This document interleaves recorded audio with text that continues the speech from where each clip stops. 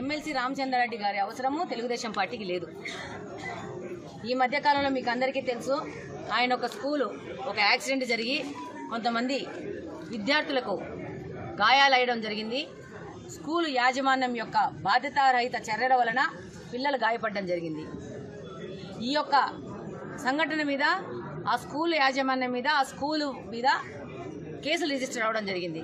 దీంట్లోంచి తప్పించుకోవడానికి వీళ్ళు ఒక షెల్టర్ లాగా తెలుగుదేశం పార్టీలో మేము చేరబోతున్నామని చెప్పి లీకులు ఇచ్చి ఒక మీడియాలో హల్చల్ చేసి ప్రజల్లో ఒక కన్ఫ్యూజన్ వాతావరణం గురి చేసి ఈ విధంగా లబ్ధి పొందాలనుకుంటే ఎమ్మెల్సీ గారికి చెప్తున్నాము, ఇలాంటి ఉపాయాలు ఇలాంటి కుయుక్తులు మీరు ప్లీజ్ మానుకోండి. మిమ్మల్ని తీసుకోవడానికి తెలుగుదేశం పార్టీకి అంత ఇంట్రెస్ట్ లేదు.